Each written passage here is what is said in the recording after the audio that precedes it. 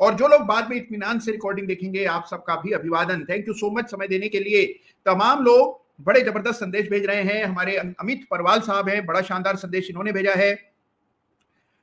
विवेक जी हैं, NSA2 के सेनानी हैं, आप भी जुड़ गए हैं। उनके अलावा हमारे साइंस ऑफ ट्रेडिंग, बहुत अच्छा नाम है, ये लिख रहे हैं कि अच्छा, वो कह रहे हैं कि आज बड़े दिनों बाद ऐसा मौका आया कि मैं अदालत समय से पहले पहुंच गया। आमतौर पर तो अदालत की केवल रिकॉर्डिंग ही देख पाता हूं। अदालत परिवार के सभी सदस्यों को जय श्री राम कह रहे हैं। आपको भी हमारी ओर से ढेरों ढेरों धन्यवाद कि आप समय से लगातार रिकॉर्डिंग देखते आए हैं, लेकिन आज अवसर मिला है आपको साक्षात लाइव अदालत का हिस्सा बनने का। तो बहुत बहुत शुभकामनाएं आपको। Thank you so much. तमाम लोग आ गए, बड़े अच्छे संदेश आ रहे हैं। बाजार भी जबरदस्त चल रहा है, नए हाइस बना रहा है। ओहो, अच्छा। अरे, एक हमारे सुधीर कुमार साहब है, वो कह रहे हैं मैं कुणाल की अदालत का नियमित दर्शक हूं, आप मेरा प्रश्न नहीं ले रहे हैं इसलिए मैं कोई सवाल नहीं पूछ रहा हूं। भाई सुधीर जी, बिल्कुल ऐसा मत कीजिए, प्रश्न आप बिल्कुल करते रहिए, आप सवाल करेंगे तभी जवाब आएगा। तो आपसे मेरा करबद्ध निवेदन है, जरूर पूछिए आज की अदालत में सवाल, और मेरी निगाह उस पर गई तो निश्चित रूप से आपके सवाल पर हम लोग जवाब देने का प्रयास करेंगे। अरे वाह, इसके अलावा ग्रेट, प्रणव जी कह रहे हैं कि इसी प्रकार से प्रभु राम का आशीष सदा बना रहे। बहुत बहुत धन्यवाद प्रणव जी, थैंक यू सो मच। और इनके अलावा बाकी तमाम लोग आ गए हैं। आज बड़े दिनों बाद लोग आ रहे हैं, भूले बिसरे लोग आ रहे हैं। जैसे अब महेंद्र चौहान साहब भी लिख रहे हैं कि आज बहुत दिनों बाद आपकी अदालत ज्वाइन करने का मौका मिला है। भाई आते रहिए महेंद्र जी, अब ऐसा क्या है। देखिए, अगर आप बहुत दिनों बाद जुड़ रहे हैं तो ये आज संकल्प कर लीजिए कि भाई हर अदालत में आना है। और अदालत में आने का फायदा मैं आपको बताता हूँ। अदालत में आने का सबसे बड़ा फायदा है कि पूरे बाजार का जो सार है वो आपको पता लगता है कि बाजार में क्या हो रहा है, कुछ नई चीजें आप सीखते हैं। तो कई चीजें, अगर आप अदालत में नियमित आते हैं तो आपको इधर उधर बगले झांकने की आवश्यकता नहीं पड़ती है। आपको पता होता है कि किस प्रकार से सोचना है, क्या करना है। तो इसीलिए आप सबसे मेरा निवेदन है कि कोई अदालत मिस मत कीजिए। हर सप्ताह अदालत में जुड़िए, आपस में संवाद करेंगे, संलाप करेंगे, बातचीत करेंगे, और इस बातचीत से हम सभी को लाभ होगा। तो अब महेंद्र चौहान साहब आ गए हैं, इनके अलावा बाकी तमाम लोग आ गए हैं। ठीक है, बहुत अच्छे सवाल आ रहे हैं। एक हमारे स्टॉक्स ट्रेडिंग है, उनका सवाल है कि क्या सुप्रीम इंडस्ट्री के वीकली चार्ट पर डबल टॉप RSI डाइवर्जेंस। चलिए इसको देखेंगे। इसके अलावा और बहुत से सवाल आ रहे हैं। ग्रेट।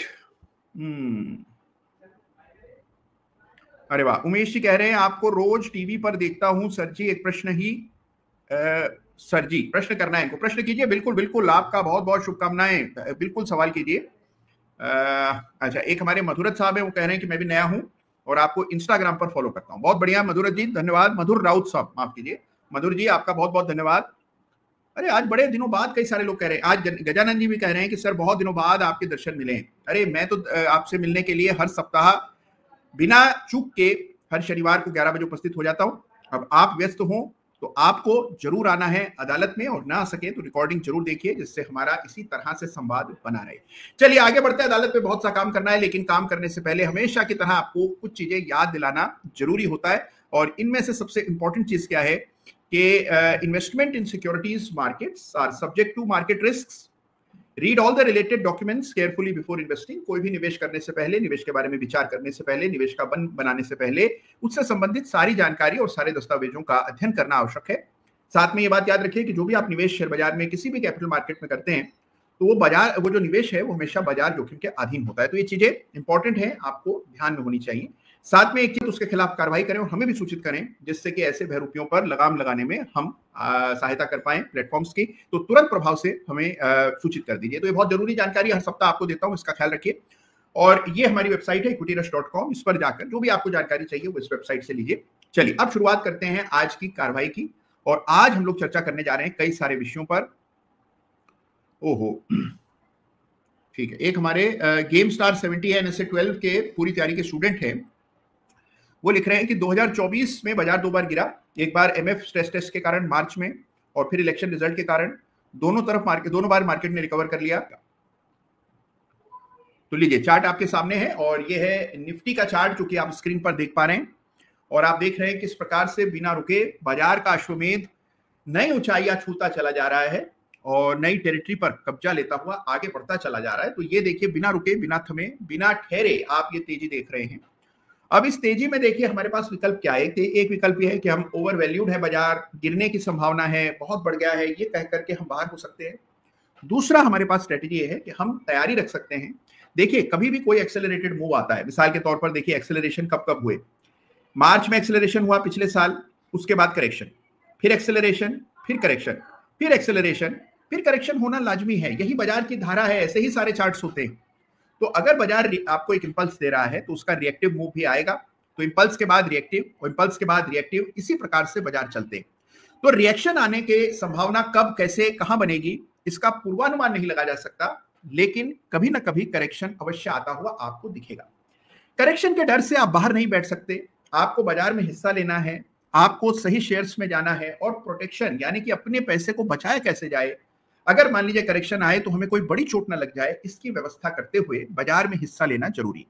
जैसा मैंने पिछली अदालत में कहा था कि टर्बुलेंस देखने को मिलेगी, उतार चढ़ाव रहेगा, गिरावट आएगी, तेजी से रिकवरी आएगी, बढ़ेगा बाजार, फिर करेक्शन आएगा। तो ये रिकवरी और करेक्शन आप आते हुए देख रहे हैं पिछले कुछ दिनों में, और ये क्रम और तेजी से चलेगा आने वाले बाजार में। तो इसीलिए आपको सावधानी बरतनी है, भावनाओं में नहीं बहना है, रूल्स को फॉलो करना है, और जो कुछ भी आप करें, जिस भी चार्ट में आपकी रुचि हो उसमें एलओसी अवश्य अंकित कर ले, लाइन ऑफ कंट्रोल, जिससे आपको यह पता हो कि कौन सा लेवल इंपॉर्टेंट है और किस लेवल के नीचे आपको अपनी जो पोजीशन है या निवेश है उस पर पुनः विचार करना है।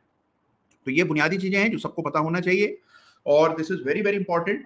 तो ये हमारे सामने निफ्टी का चार्ट है, नई ऊंचाइयां छू रहा है। एक दफे मंथली चार्ट देखेंगे निफ्टी का, ये निफ्टी का मंथली चार्ट है, और आप देखिए कि निफ्टी के मंथली चार्ट पे जो ब्रेकआउट 2020 में कोविड के बाद आया था, जब कोविड का संकट टल गया और उसके बाद तेजी बनी, वहां से आपने देखा 12,000 की निफ्टी आज 24,000 हो गई है। तो इसको दिखाने का मंथली चार्ट उद्देश्य है कि 12,250 का ब्रेकआउट हुआ था सन 2020 में, और 2024 में 4 वर्षों में हमने निफ्टी को डबल होते हुए देखा है। तो डबल का मूव आपको निफ्टी पर आया इन दी लास्ट 4 ईयर्स। तो 4 सालों में निफ्टी डबल हुई, और ये बहुत बड़ी उपलब्धि, बहुत बड़ी बात है। अगर आपको दौर याद हो 2020 का, जून जुलाई अगस्त, उस समय इतनी निराशा थी और इतना अनिश्चितता थी, मास्क लगाए पूरा देश, सारे विश्व में लोग घूम रहे थे, और उस समय देखिए ब्रेकआउट हुआ। बाजार कितना आगे की सोच लेता है, इसका आपको ये जीवंत उदाहरण देखने को मिल रहा है। तो कई बार लोग सोचते हैं कि बाजार गलत है, हम सही है। कई बार ये गलतफहमी हम सभी को कभी ना कभी जीवन में हो जाती है कि बाजार गलत है और हम सही हैं, और उसका परिणाम देखिए। तो ये याद रखिएगा कि बाजार से बड़ा कोई नहीं है। बाजार अपने जो उसका कलेक्टिव विजडम है उसको आप और मैं या कोई भी व्यक्ति मैच नहीं कर सकता है। तो बाजार ने ये भाप लिया था 2020 में किस प्रकार की तेजी बनेगी, चार्ट पर ब्रेकआउट हुए थे, फिर ब्रेकआउट हुआ, आपने देखा जब ये 19,000 20,000 के स्तर पार हुए पिछले साल, और वहां से अगर आप देखें तो वहां से भी लगभग 20% की तेजी हमने देख ली, और 24,000 के स्तर अब निफ्टी पर देखने को मिल रहे हैं। तो तेजी लगातार कायम है, लेकिन जो ब्रेकआउट के लेवल्स थे, जो कंसोलिडेशन के बाद जो मूव्स आने थे, वो अब आ चुके हैं। कंसोलिडेशन आ सकता है कभी भी, कुछ महीने चलता है कंसोलिडेशन, ये हम मंथली चार्ट देख रहे हैं। टिपिकली आप कंसोलिडेशन देखिए 3-3 4-4 महीनों तक चलता है। तो ये कंसोलिडेशन बाजार के लिए अब जरूरी होता हुआ दिख रहा है, क्योंकि कई महीनों की लगातार बेरोक तेजी हमने देख ली है।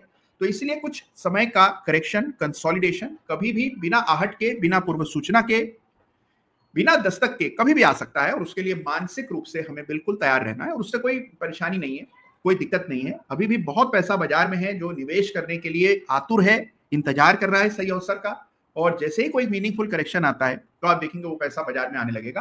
दूसरी बात है कि लगातार एसआईपीज हो रही है, ये सब तो हम जानते ही हैं। और साथ में अच्छी बात यह है कि अभी जो पैनिक हुए, अभी जो साहब गेम स्टार ने जो सवाल किया था कि कई बार करेक्शन हुए, लेकिन हर करेक्शन में आपने देखा कि बाजार ने वापस रिकवरी दी। इसका अर्थ है कि बाजार में पैसा है, सिस्टम में लिक्विडिटी है, और ये जो तरलता है ये डोमेस्टिक भी है और बाहर से भी आ रही है। तो आप देखिए कुल मिलाकर markets are riding this wave of liquidity, और इसमें चार्टिंग और मोमेंटम इन्वेस्टिंग का बड़ा भारी भूमिका है, और उसको ध्यान में रख करके हमें निवेश करना है। तो ये हमारे सामने निफ्टी 50 का चार्ट है, जहां तेजी कायम है, लगातार तेजी बनी हुई है, और उसमें कोई बदलाव नहीं है। जो तेजी पिछले सप्ताह दिख रही थी वही तेजी आपको इस सप्ताह दिख रही है, जो तेजी पिछले महीने दिख रही थी वही तेजी इस महीने दिखती है। तो पूरा जून का महीना जो अभी समाप्त हुआ है, इसमें हमने तेजी देखी, और अब जुलाई में भी तेजी देखने को मिल रही है। तो ये निफ्टी का चार्ट है। आइए एक दफे बैंक निफ्टी देखते हैं।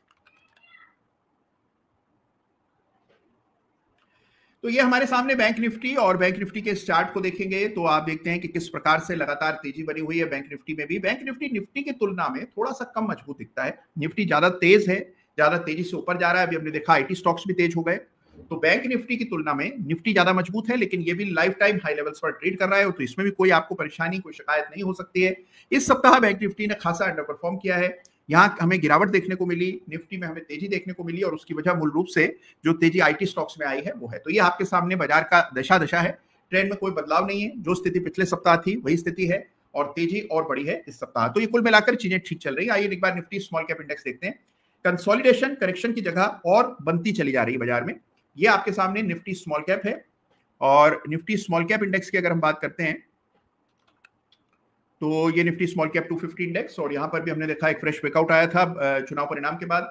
तब 16,000 का इंडेक्स था, अब ये 17,500 हो गया, तो इसमें भी 10% की तेजी हमने देख ली है चुनाव परिणामों के बाद। बड़ी अच्छी तेजी बनी। हाँ, तो स्मॉल कैप इंडेक्स तेज है, निफ्टी तेज है, बैंक निफ्टी तेज है, तो चारों तरफ तेजी देखने को मिल रही है। आइए एक दफे नैस्डैक देख लेते हैं कि विदेशों में क्या चल रहा है।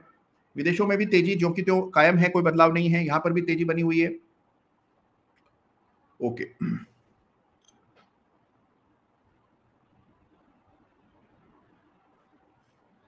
वाह, बहुत बढ़िया। तो ये हमारे सामने नेस्डैक कॉम्पोजिट का चार्ट है। तेजी यहां पर भी बदस्तूर चल रही है, इसमें कोई बदलाव नहीं है, तो नेस्डैक पे तेजी है। यूएसडी आईएनआर देख लेते हैं।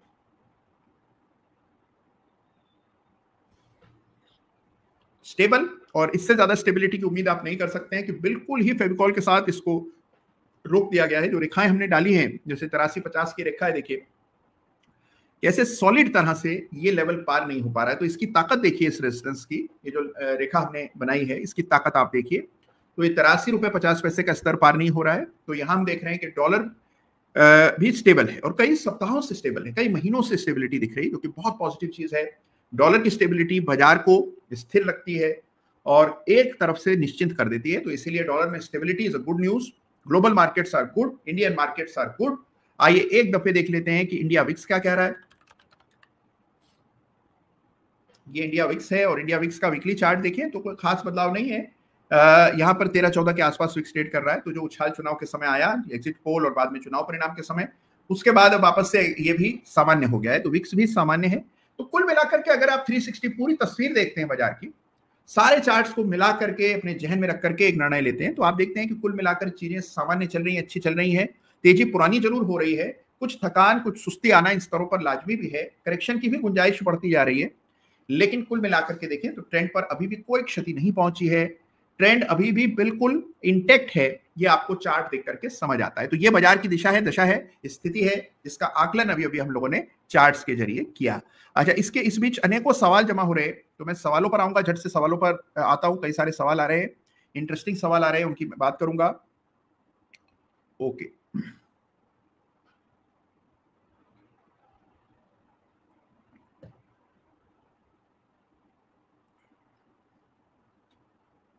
ग्रेट। चलिए, तो सवालों पर मैं आता हूं, और आज देखिए चर्चा करेंगे कि एफएडओ के जो नियम बदल रहे हैं, यानी कि क्या बदलाव आ सकते हैं, क्या मायने हैं इसके, ऑप्शन ट्रेडर्स पर क्या असर पड़ेगा, आप पर, मुझ पर क्या असर पड़ेगा, इन तमाम चीजों पर बात करेंगे। और कई सारे और चार्ट्स की भी हमें चर्चा करनी है। एक चीज हमेशा मैं आपको बताता हूं, अदालत की शुरुआत में आज फिर दोबारा दोहरा रहा हूं कि अदालत में हम जिस भी चार्ट की बात करते हैं, किसी पर मेरी कोई खरीदारी बेचने की राय नहीं होती है। केवल जिन चार्ट्स में कुछ इंटरेस्टिंग होता है उसको हम लोग फीचर करते हैं अदालत में। तो आइए कुछ चार्ट्स देखते हैं जिन पर अभी अभी प्रश्न आए हैं, बड़े इंटरेस्टिंग सवाल आ रहे हैं। अच्छा, एक सवाल जो आया है ये हमारे मेरा ख्याल बीबी साहब ने पूछा है, और इनका सवाल है जीआईसी हाउसिंग पर, कि जीआईसी हाउसिंग के चार्ट में इनको एक ब्रेकआउट दिख रहा है, मूवमेंटम दिख रहा है। तो ये कह रहे हैं कि इसके किस प्रकार से लक्ष्य आप निकाल सकते हैं। जीआईसी हाउसिंग का चार्ट है भाई, देखिए तेजी तो बड़ी अच्छी बनी है हाउसिंग फाइनेंस कंपनीज में, और ये जीआईसी हाउसिंग का चार्ट है। ये आपके सामने पहली रेजिस्टेंस है, ये 282 पर है। ये वीकली चार्ट है, ये मंथली है। मंथली को अगर आप देखें तो आप देखते हैं ये लेवल्स काफी इंपॉर्टेंट हैं। ये पहले भी रेजिस्टेंस रहा है 2019 में।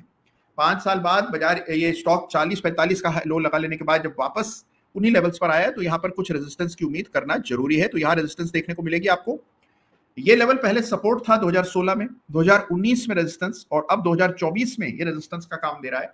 ये स्तर पार हुए तो एक बड़ा ब्रेकआउट होगा, जाहिर सी बात है, क्योंकि 3 बार अगर कोई लेवल वैलिडेट हो और उसका ब्रेकआउट मंथली बेसिस पर हो तो उसकी इंपॉर्टेंस होती है। तो चार्ट को जरूर देखिए, एक बेस बन गया है, मोमेंटम बन रहा है, और लेवल्स जहां तक हैं वो मैंने चार्ट पर अंकित किए। जो अगर आप वीकली चार्ट देख रहे हैं तो एलओसी यहां पर रखनी चाहिए। ये लाइन ऑफ कंट्रोल है 195 की, तो इस लेवल को तरजीह दीजिए। 195 पर रेजिस्टेंस, सॉरी, एलओसी की रेखा डालनी।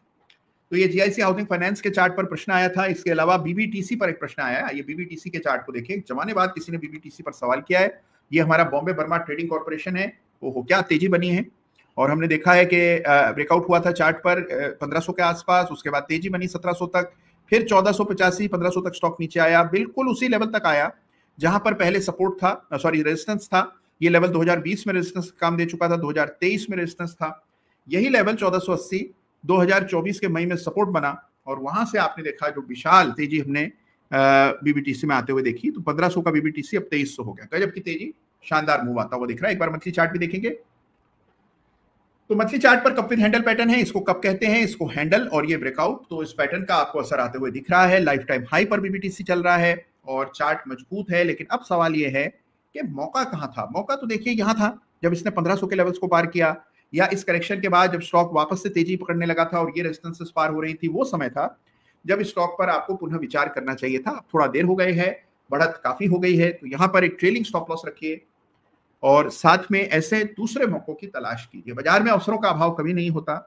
अगर आपकी भावना अच्छी है, भाव अच्छे हैं, तो आपको हमेशा अवसर मिलते हैं, उनका कभी अभाव देखने को नहीं मिलता है। तो इसीलिए you have to look around for better more opportunities. और मान लीजिए कोई मौका हाथ से निकल गया हो तो उसका कभी मलाल नहीं करना चाहिए, क्योंकि बाजार बहुत उदार है।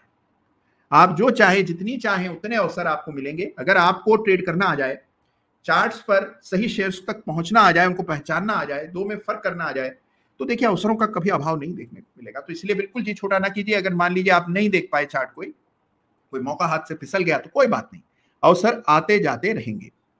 चलिए, इसके बाद एक सवाल है शिवन खीरा जी का, और उनका सवाल है आइनॉक्स विंड को देख रहे हैं। आइए आइनॉक्स विंड के चार्ट को देखते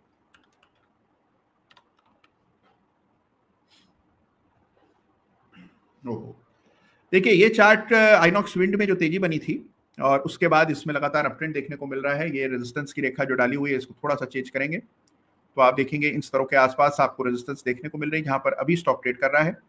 ये पुराने कंजेशन के लेवल्स हैं जिनके ऊपर प्राइस निकला, इस सप्ताह ब्रेकआउट हुआ। शायद ये वजह है कि सवाल भी आया। तो देखिए बहुत बड़ा मूव हम इस चार्ट पर ऑलरेडी देख चुके हैं। ये एलओसी मैंने डाल दी है। एलओसी आपको 140 पर रखनी चाहिए। ये लेवल है लाइन ऑफ कंट्रोल का। ट्रेंड पॉजिटिव है, हायर बॉटम बन रहे हैं। कैंडल साइज बढ़ गई है, पहले छोटे कैंडल्स थे, अब बड़े बड़े कैंडल्स हैं, जो कि एक मैच्योर अप ट्रेंड की और इशारा करते हैं। तो ये बड़ी कैंडल्स आपको आमतौर पर ट्रेंड के अंत में देखने को मिलती हैं, छोटी कैंडल्स ट्रेंड की शुरुआत में देखने को मिलती हैं। तो यहाँ हम बड़े कैंडल्स देख रहे हैं, यानी कि ट्रेंड मैच्योर होता हुआ नजर आ रहा है इस चार्ट पर। ये चार्ट है आइनॉक्स विंड का। गजब के चार्ट्स, गजब के सवाल, वेरी इंटरेस्टिंग क्वेश्चंस हमारी अदालत में नियमित आते हैं। ओके, अच्छा, इसके बाद एक सवाल आ रहा है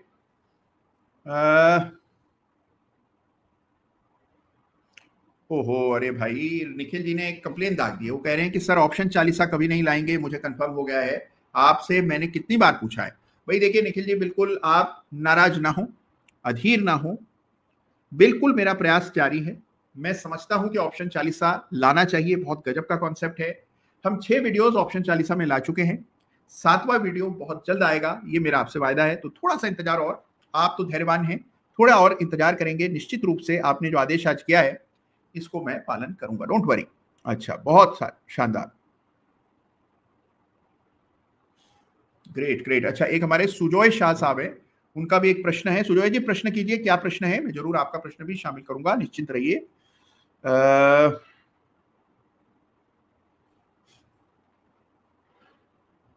अच्छा, एक बड़ा अच्छा इंपॉर्टेंट सवाल पूछा है हमारे उमेश मदारे जी ने। उनका कहना है कि सर जी, कंपनियों के शेयर प्रमोटर कितने होना चाहिए, पब्लिक कितना होना चाहिए, बोलो सर प्लीज, और शेयर का चयन कैसे करूं, ये बोलो। भाई उमेश जी, एक सवाल तो आपने बड़ा दिलचस्प और इंटरेस्टिंग पूछा है, और ये सवाल बहुत से लोगों के मन में आता है। कई बार हम देखते हैं कि कुछ कंपनियों को हम इस वजह से खारिज कर देते हैं कि वहां प्रमोटर के पास कम शेयर्स होते हैं। देखिए, आमतौर पर इन्वेस्टर ये चाहता है कि प्रमोटर की अच्छी खासी होल्डिंग हो शेयर में। जो कंपनी चला रहे हैं, कंपनी के मालिक हैं, अगर उन्हीं की बड़ी पोजीशन या बड़ा निवेश उस कंपनी में ना हो तो होगा क्या कि उनका या तो शेयर में, उस कंपनी में दिलचस्पी नहीं होगी, या फिर इससे यह पता लगता है कि प्रमोटर का स्किन इन द गेम नहीं है, यानी कि उसके खुद के पैसे तो लगे नहीं है।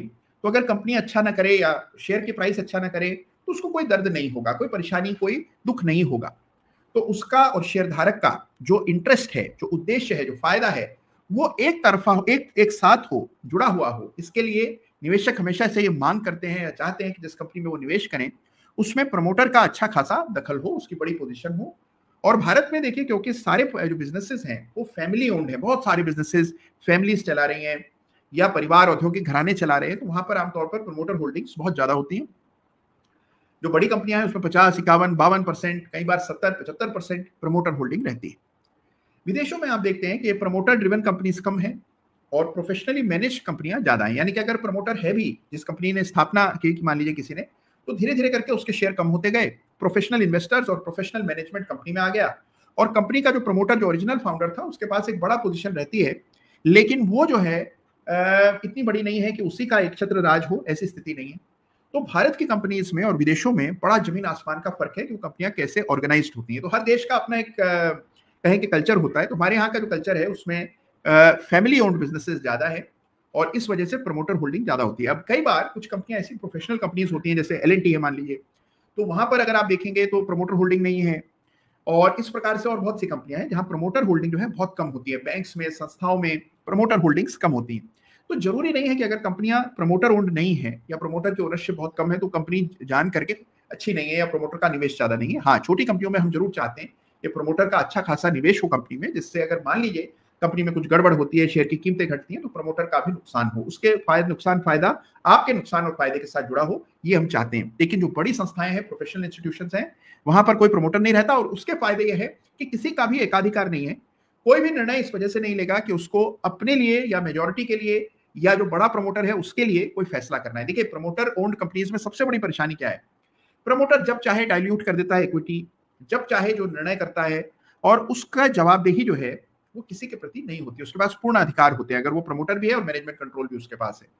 तो हमेशा देखिए, अगर इन दोनों रोल्स के बीच में गैप हो जाए तो उसका बड़ा फायदा होता है। जो माइनॉरिटी शेयर धारक हैं, उनके जो राइट्स हैं, उनके जो हित हैं, उसकी रक्षा के लिए ये इनफैक्ट अच्छी सिचुएशन है जहां प्रमोटर होल्डिंग कम है। तो ये अगर बड़ी संस्थाएं हैं, प्रमोटर होल्डिंग कम है, अच्छी बात है।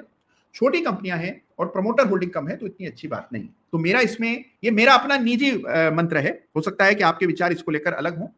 मेरा अपना मापदंड ये है कि अगर कंपनी बहुत बड़ी है, विशाल है, कोई संस्था है और उसमें प्रमोटर होल्डिंग बहुत कम है, कोई परेशानी नहीं है, अच्छी बात है। कोई बहुत छोटी कंपनी है और जहां प्रमोटर होल्डिंग नहीं है, सारे के सारे शेयर बाजार में हैं, लोगों के पास हैं, बिखरे हुए हैं, छोटे छोटे निवेशकों के हाथ में हैं, वहां पर हमेशा परेशानी, कुछ संदेह से उस कंपनी को देखा जाना चाहिए। बाद में हर कंपनी अलग होती है, कुछ ना कुछ उसके पीछे कहानी हो सकती है, कुछ वजह हो सकती है, लेकिन हमें जो है, अगर आप एक रूल देखें तो रूल ये है कि अगर छोटी कंपनी है, प्रमोटर होल्डिंग कम है, तो थोड़ा संशय उसको लेकर होता ही है। चलिए, तो ये बात हो गई अबाउट, ये सवाल किया था उमेश जी ने, बड़ा इंपॉर्टेंट सवाल था, और ये कई बार लोगों के मन में सवाल आता है, और आपके मन में ये भी सवाल आता है कि सवाल को किससे पूछा जाए। तो उसका मंच है ये अदालत। आपके मन में जो भी सवाल बाजार को लेकर के आता है, उसको हम लोग यहाँ पर आप पूछ सकते हैं, उस पर हम चर्चा कर सकते हैं। मान लीजिए हमें सवाल का जवाब न पता हो तो हम पता कर सकते हैं, जिससे आपको जो जानकारी मिले वो सही हो, आपके काम आए, और उस जानकारी का से आपकी जो ओवरऑल अंडरस्टैंडिंग है बाजार को लेकर के वो और बेहतर हो। अच्छा, इसके बाद अरे वाह, बहुत बढ़िया, किड्स डांस। पहले बात तो आपका जो ये हैंडल है यूट्यूब पर, बड़ा अच्छा नाम आपने दिया है इसको, किड्स डांस। इनका कहना है कि सर आप बहुत कुछ सीखने को आपसे मिला है, आप मेरे गुरु हैं। अरे बहुत बहुत धन्यवाद आपका, आपकी वजह से ही मैंने बहुत प्रॉफिट में हूँ। ये देखिए, मेरी वजह से नहीं है, ये कुछ बाजार की वजह से है, क्योंकि बाजार लाइफ टाइम हाई पर है, और लाइफ टाइम हाई पर बाजार होता है तो बाय डिफॉल्ट आपको, अगर आप बाजार में होते हैं और बाजार लाइफ टाइम हाई पे, तो संभावनाएं ज्यादा है कि आपको पैसा बना होगा। तो आपको भी बना, उसके लिए बहुत बहुत शुभकामनाएं। और दूसरा श्रेय जाना चाहिए आपकी मेहनत, लगन और जोखिम लेने की आपकी ताकत को। देखिए, बहुत सारे लोग हैं, बहुत मेहनत करते हैं, चार्ट्स देखते हैं, बहुत अच्छा ज्ञान रखते हैं, नॉलेज अच्छा होता है, उनको अंडरस्टैंडिंग भी अच्छी होती है, लेकिन फिर होता क्या है कि हिम्मत नहीं कर पाते जोखिम लेने का। उसकी भी वजह होती है। तो अगर आप जोखिम ना लें तो कोई बात नहीं बनती। उसी तरह से अगर आप समझ ना रखें तो केवल जोखिम लेने से भी कुछ नहीं होता है। तो आपको समझ के साथ जोखिम उठाना है, और ये जो करता है उसे श्रेय बाजार अवश्य देता है। वही आपको मिला है, किड्स डांस, और आपको मेरी ओर से अनेकों शुभकामनाएं। बहुत ही उम्दा, सुनकर अच्छा लगता है कि कोई व्यक्ति बाजार से जुड़ा, उसने बाजार को टैप किया, सिस्टम से जुड़ा, और एक रूल से अपना इन्वेस्टमेंट करना शुरू किया, छोटा बड़ा जैसा भी हो, और फिर बाजार से उसने कुछ धन उपार्जन किया, उससे अपने जीवन की कोई इच्छा पूरी की, जीवन में कुछ आपने देखा कि बदलाव आया, कोई सुधार आया, कोई संतोष मिला। ये सुन करके मुझे जो संतोष मिलता है उसका वर्णन नहीं कर सकता हूँ। अभी कुछ दिन मैं बाहर था और मुझे कई सारे लोग मिले, कुछ स्टूडेंट्स मिले, कुछ पास्ट पुराने स्टूडेंट्स मिले, और उनमें से कुछ लोग मुझे एयरपोर्ट पर मिले, और उन्होंने मुझे कहा कि भाई हम लोग इस प्रकार से ट्रेड करते थे और अब हमारी पूंजी इतनी हो गई है, किसी की बहुत बड़ी पूंजी हो गई है। सुन करके बड़ा अच्छा लगता है, बड़ा संतोष मिलता है, बड़ा आनंद आता है कि वाह, बहुत अच्छी बात है। और आप सबसे भी मेरा ईश्वर से यही प्रार्थना है कि जो भी बाजार से जुड़े उसको फायदा हो, फिर चाहे वो कोई भी हो, कैसा भी हो, कहीं से भी जुड़ता हो। देखिए, जब FIIs फायदा कर सकते हैं, संस्थाएं पैसा ले जा सकती हैं, तो जो सामान्य निवेशक है इतनी मेहनत करता है, सवेरे जल्दी जागता है, चार्ट्स देखता है, ट्रेड्स पहचानता है, इतना तनाव झेलता है, उसके बाद सीमित पूंजी होती है, उसको दांव पर लगाता है, तो उसको जरूर रिवॉर्ड आना चाहिए। और आप सबको रिवॉर्ड आए, ये मेरी शुभकामनाएं हैं। मेरे दिल से, हृदय के तल से आप सभी को अच्छा पैसा बाजार से मिलता रहे, बनता रहे, ये मेरी शुभकामनाएं हैं। तो बहुत बहुत धन्यवाद आपका। अच्छा, इसके बाद जीरो प्लेनेट गेमिंग, इनका भी एक प्रश्न है। ठीक है, इसको भी देखेंगे। गणेश हाउसिंग पर ये प्रश्न कर रहे हैं। और हमारे बीबी साहब ने एक और प्रश्न किया है, वो कह रहे हैं पॉलीप्लेक्स, इसके चार्ट को देखिए। ठीक है, इनका सवाल है कि वॉल्यूम और डिलीवरी को देखकर क्या इसकी साइकिल बदल रही है, ये सवाल है, साइकिल को लेकर सवाल कर रहे हैं बीबी साहब पॉलीप्लेक्स की। तो पॉलीप्लेक्स के चार्ट को भी कुछ क्षणों में हम देखेंगे। और इसके अलावा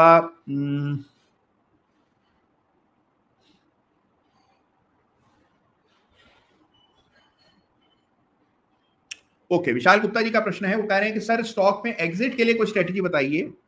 तो उनका प्रश्न बहुत इंपॉर्टेंट और सही सवाल है कि किस प्रकार से आपको एग्जिट करना है, इसकी स्ट्रेटेजी क्या होना चाहिए। तो देखिए, मेरा हमेशा से कहना रहा है विशाल जी, कि एग्जिट जो है वो एंट्री से भी इंपॉर्टेंट होता है। एंट्री तो सभी लोग कर लेते हैं, एंट्री करते समय ऑप्टिमिज्म होता है, उत्साह होता है, कुछ पॉजिटिविटी होती है, आपको लगता है कि अच्छा बाजार बढ़ेगा, पैसा बनेगा, तो आप पॉजिटिव होते हैं एंटर करते समय। तो entry is easy, exit is tough, बहुत मुश्किल फैसला है निकास का, एग्जिट का। तो एग्जिट कैसे किया जाए, इसकी ठोस रणनीति आपको अपनानी चाहिए। मेरे अपने अनुभव में मैं आपको एक बहुत इंपॉर्टेंट चीज आज बताने जा रहा हूं।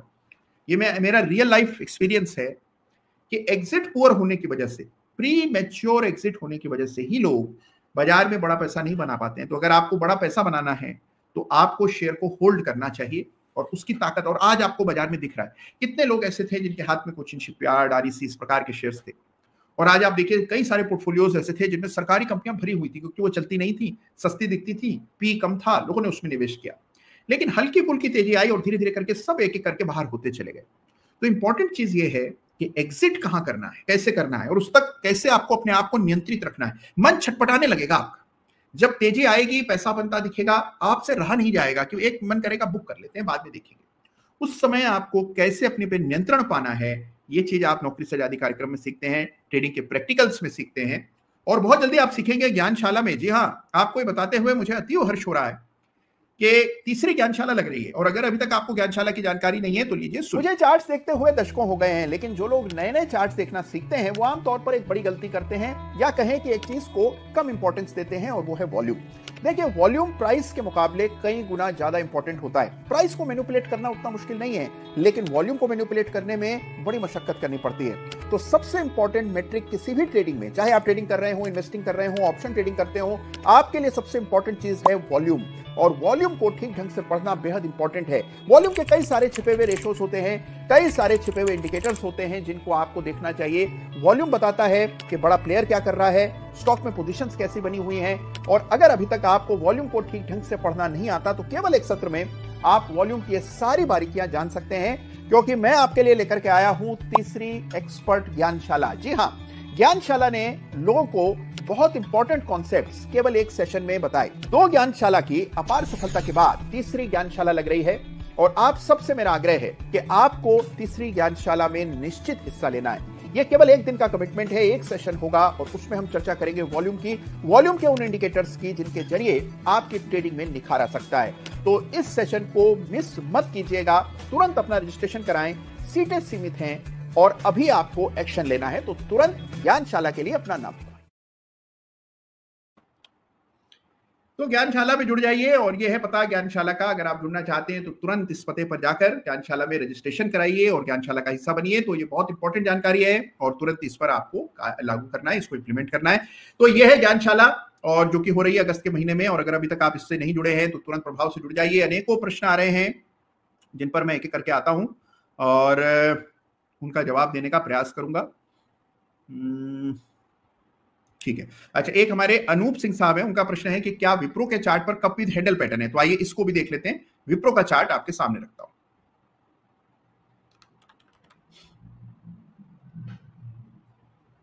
बड़ा इंटरेस्टिंग पैटर्न होता है कप विद हैंडल, और ये वीकली चार्ट है। इसको कप विद हैंडल बताया जा रहा है कि ये कप है, ये हैंडल और ये पैटर्न। तो बिल्कुल सही आपने कहा है कि ये कप विद हैंडल पैटर्न माना जा सकता है, स्ट्रक्चर अच्छा है, और विप्रो में हमने तेजी देखी है। लेकिन याद रखिए कि ये मंथली चार्ट पर ज्यादा साफ आपको दिखेगा। ये मंथली चार्ट है, और मंथली चार्ट के पैटर्न उसी टाइम फ्रेम पर काम करते हैं, तो इसको जरूर याद रखिए कि this is a long term concept. तो इसमें समय देना पड़ता है। मंथली चार्ट का पैटर्न है कप विद हैंडल, और इसको ध्यान में आपको रखना है कि ये मंथली चार्ट का पैटर्न है।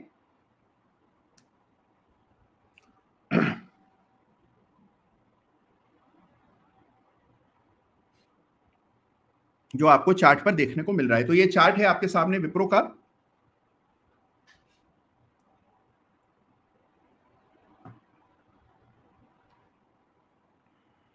ओके, ठीक है, बहुत बढ़िया प्रश्न आया है अभी हमारे सी कुमार साहब ने लिखा है। वो ये कह रहे हैं कि आपने चार्ट को रिटेल इन्वेस्टर के लिए समझना इतना आसान कर दिया है, अब रिटेल इन्वेस्टर्स भी बड़ी क्वांटिटी होल्ड करने लगे हैं। Please view on SCI Orient green power. अरे बहुत बढ़िया बात की आपने, और मैं मानता हूं कि बहुत सारे ऐसे निवेशक मुझे मिलते हैं जो रिटेल में जिन्होंने शुरू किया, बहुत छोटी छोटी क्वांटिटी ट्रेड करते थे और आज बहुत अच्छे मकाम पर पहुंच गए हैं, बहुत अच्छा वेल्थ उन्होंने क्रिएट की और बहुत सफलता हासिल की। और ईश्वर से मेरी प्रार्थना है कि इसमें आप सभी को सफलता मिले और मेरी शुभकामनाएं आप सबके साथ हैं। अच्छा, एक सवाल है एससीआई पर इनका, तो एससीआई के चार्ट को आइए देखते हैं।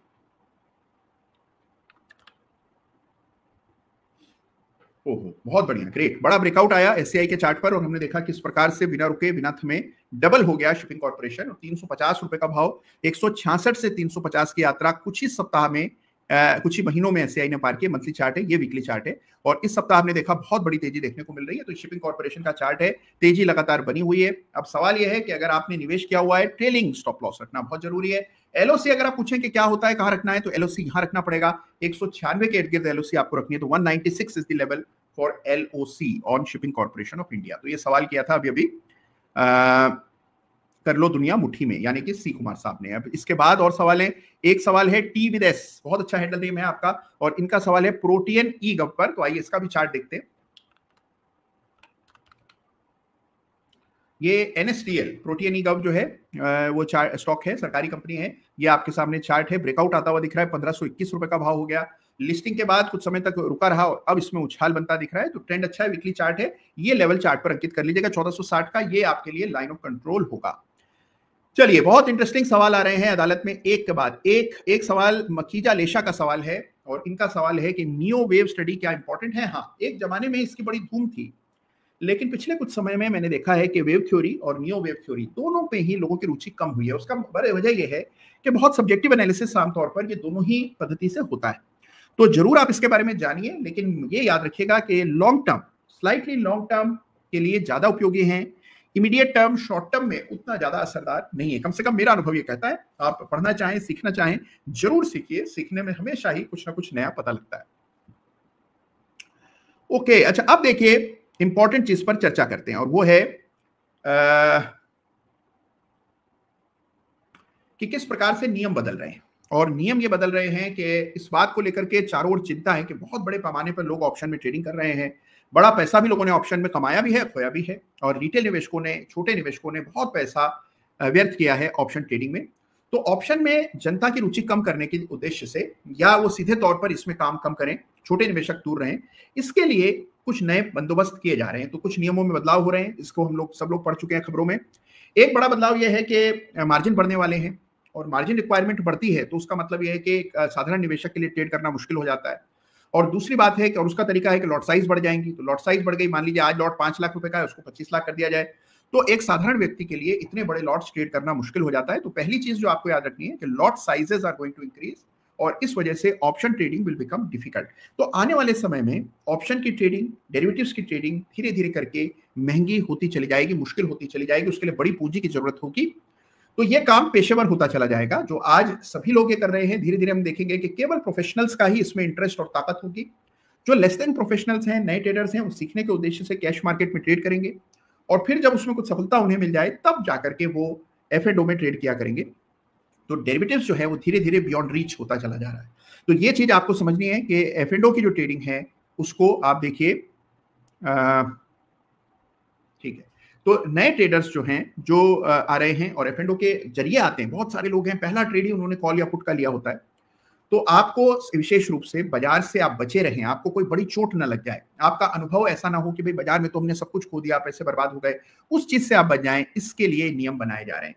तो ये परिवर्तन आ रहा है, रूल्स में चेंजेस हो रहे हैं और इसको हमें समझना चाहिए। अब इसके दृष्टिकोण से क्या करना है, ये याद रखना है कि gradually it will become difficult to trade in options because, और इसका बहुत बड़ा फर्क पड़ सकता है इमीडिएटली। खैर अभी ये नियम नहीं बना है, अब ये प्रस्ताव है, धीरे धीरे देखिए क्या होता है, इस पर भी काफी बहस होगी, चर्चा होगी, आत्मचिंतन होगा, उसके बाद ही निर्णय आते हैं। लेकिन दिस इज डेफिनेटली पॉसिबल, तो हमें थोड़ी सावधानी बरतनी है। अब इसका बाजार पर क्या असर पड़ेगा भाई, देखिए जैसे ये नियम आते हैं तो ऑप्शंस के वॉल्यूम्स पर असर पड़ेगा, जो रिटेल पोजीशंस हैं उसमें कुछ स्क्वायर ऑफ देखने को मिलेगा। तो ये जब परिस्थिति बनेगी तो इसका असर आपको स्टॉक्स पर, इंडेक्स पर, बाजार पर देखने को मिल सकता है। तो उसके लिए मानसिक रूप से तैयार रहना है। तो ये बाजार ऐसा है जहां इतने बड़े लेवल्स पर थोड़ी कभी ना कभी नेगेटिव न्यूज आती रहेंगी, तो आप माने कि नेगेटिव न्यूज कभी नहीं आएंगी, आती रहेंगी और हमें उसके लिए तैयार रहना है। तो we should be prepared for any such situation, और उसके लिए अपने रिस्क को कंट्रोल करके रखिए, एलओसी चार्ट पर डिफाइन करके रखिए। तो ये तमाम चीजें आपको करनी है। अच्छा, एक वासु जी का प्रश्न है, उनका प्रश्न ये है कि सर भैया मानो आपके पास 1 करोड़ रुपए है, नए आए हैं, अब आप किस तरह से बाजार में लगाएंगे? पूरी राजनीति नहीं, रणनीति, राजनीति में तो मेरा दखल कम है, हाँ रणनीति वासु जी जरूर इस पर हम चर्चा कर सकते हैं। बहुत अच्छा आपने सजेशन दिया है और इस पर जरूर एक वीडियो मैं बनाऊंगा। देखिए तो फुल लेंथ वीडियो का टॉपिक आपने दे दिया है और इस पर जरूर एक वीडियो मैं बनाऊंगा कि मान लीजिए आपके पास कहीं से नई पूंजी आए तो उसको बाजार में कैसे निवेश किया जाए, इस पर मैं क्या कैसे करता हूं, ये मैं आपको जरूर वासु जी एक वीडियो के जरिए बताने वाला हूं। बहुत अच्छा सुझाव आपने आज दिया। अच्छा, इसके बाद हमारे दिनेश जी का एक प्रश्न है, वो कह रहे हैं मैंने आईपीओ में इरेडा लिया था, एलओसी कहां लगाऊं? ठीक है, तो आइए चार्ट देख लेते हैं। ये इरेडा है,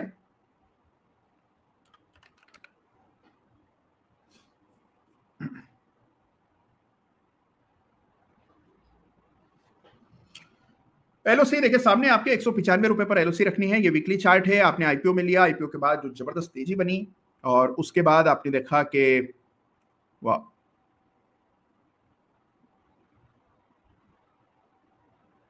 बहुत बढ़िया,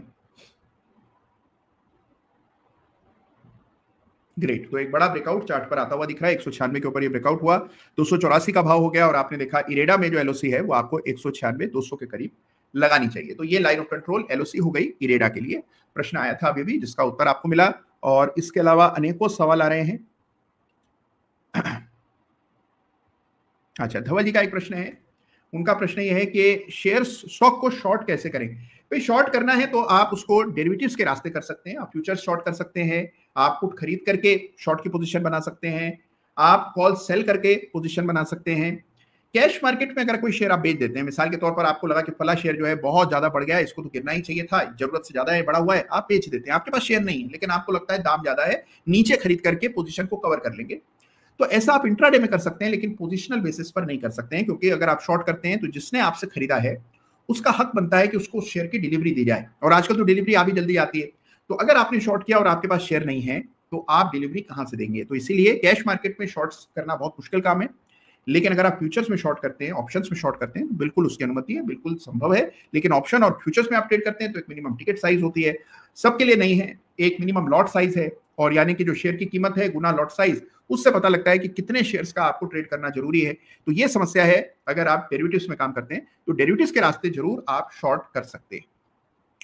ओके, और अच्छा, शॉर्ट करने का मन में कोई वहम नहीं रखना चाहिए कि हम शॉर्ट नहीं करेंगे। बहुत सारे लोग कहते हैं सर हम लॉन्ग कर लेते हैं, शॉर्ट नहीं कर पाते, शॉर्ट नहीं समझ आता है। शॉर्ट भी करने में कोई वही रिस्क रहता है जो लॉन्ग करने में आपका स्टॉप लॉस रहता है, आप रिस्क को कंट्रोल करके करते हैं। और देखिए शॉर्ट करना क्यों जरूरी है, क्योंकि बाजार हमेशा एक सा नहीं रहता, बदलता रहता है, तो इसीलिए शॉर्ट करना बेहद इंपॉर्टेंट है। तो ठीक है, बहुत बढ़िया, ग्रेट। चलिए, तो बहुत सारे अच्छे इंटरेस्टिंग सवाल आ रहे हैं, शॉर्ट के बारे में हमने बात की।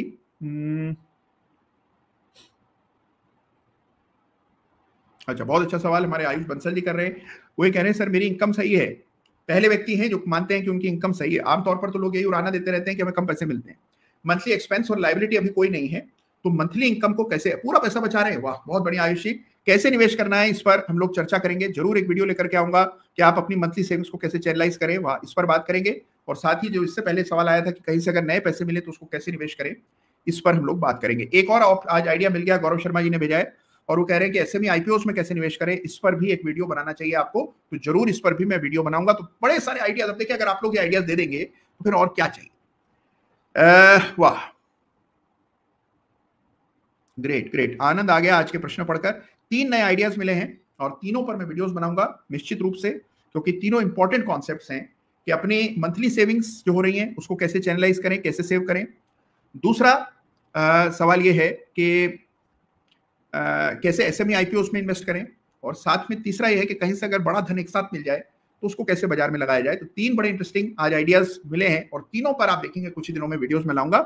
इस बीच रजत जी का एक प्रश्न है, वो कह रहे हैं कि दोनों स्मॉल केस रॉकिंग हैं आपके, what is the view on chemical sector. तो आइए फटाफट एक बार केमिकल शेयर्स के चार्ट देख लें। तो जो चार्ट देखते हैं, किसी भी केमिकल शेयर का चार्ट देखिए, सबसे बड़ी केमिकल कंपनी एसआरएफ का चार्ट देखें तो आप देखते हैं कि एक सीमित दायरे का कारोबार हम देख रहे हैं पिछले कई महीनों से, 2021 से 2024 हो गया है, 3 वर्षों से हम देख रहे हैं कि दायरे में ट्रेड हो रहा है।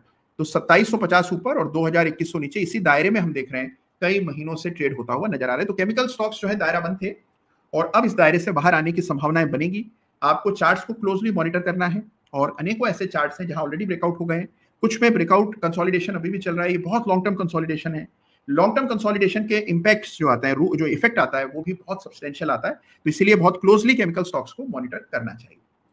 तो ये बात हो गई जिस पर आपको मुझे फोकस करना है, और बहुत इंटरेस्टिंग सवाल आ रहे हैं। Great great great. तो आज का देखिए रैपिड फायर सवाल जवाब का सत्र चल रहा है और बहुत जो सवाल आ रहे हैं उनके, अच्छा एक हमारे विक्रम द्विवेदी साहब हैं, वो भी हमारे स्मॉल केस से जुड़े हुए हैं, अच्छे प्रॉफिट में हैं और कह रहे हैं एनएचपीसी पर क्या विचार है। तो आइए एनएचपीसी का चार्ट देख लेते हैं।